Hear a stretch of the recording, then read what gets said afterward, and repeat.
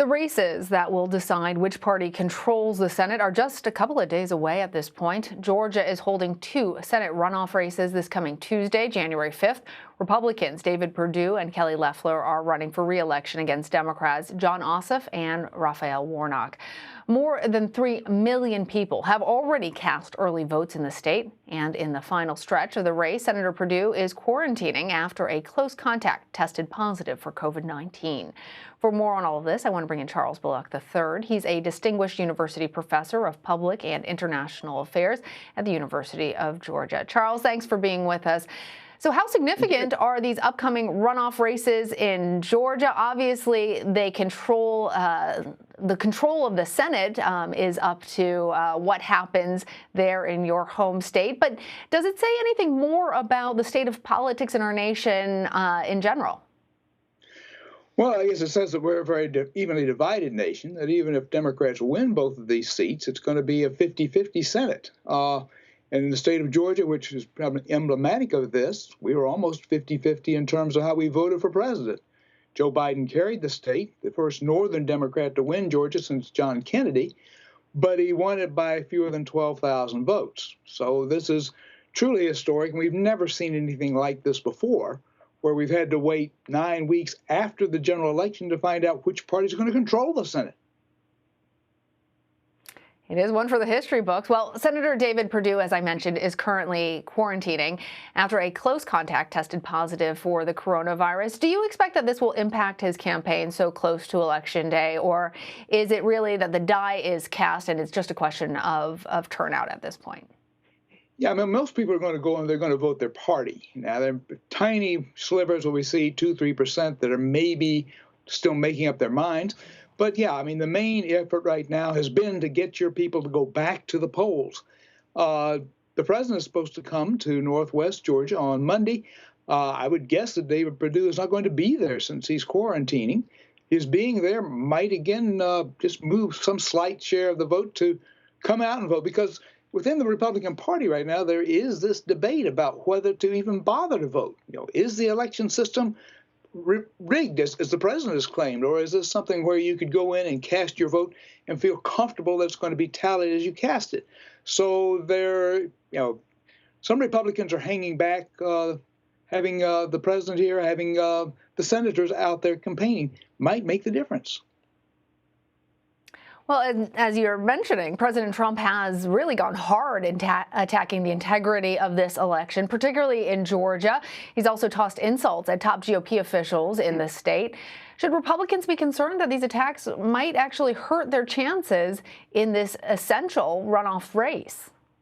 Yeah, I can imagine where there'd be some Georgia Republicans who may be offended at the attacks which have been launched against our governor, our lieutenant governor, our secretary of state, and that might turn them off. Now, would they cross over and vote for the Democrats? Perhaps not. But given that this is a turnout election, if it simply alienates them and so that they don't bother to vote, that could cost the Republicans these 2 seats. Well, more than 3 million people have already cast their ballots in early voting. As we know, it's usually unusual to see a lot of voter turnout in a runoff election, a non-presidential election. But this seems awfully significant. What are you thinking when you're hearing how many people have already turned out, and what party does that favor?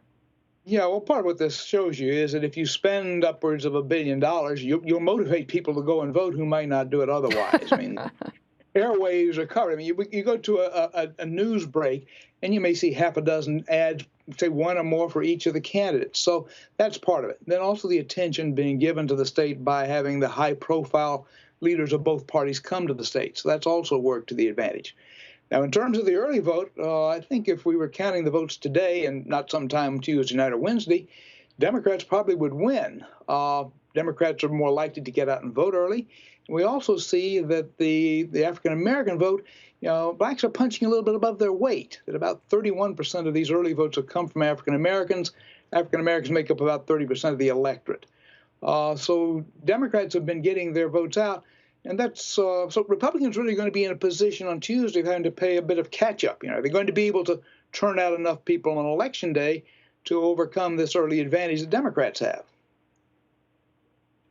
Well, we did see in the general election this so-called red mirage, where the early voting favored Democrats, and then it looked like the votes that were tallied immediately on election night from people who were going to the polls at that moment favored Republicans a little bit more. Do you expect anything like that to happen in Georgia, or because this is not a national race, we'll get the election results right away?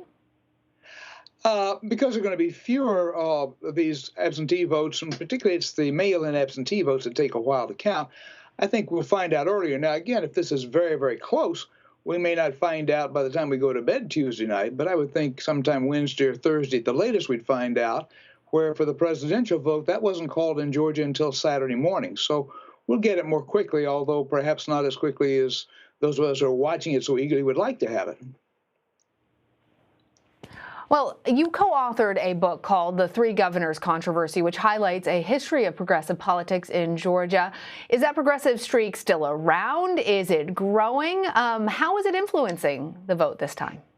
Yeah, it has been rekindled. And Stacey Abrams, who was the gubernatorial candidate here, who lost by 55,000 votes 2 years ago, gets a lot of credit for that. That for a number of years, Democrats had run in this state afraid to identify really with the National Democratic Party and with its leaders.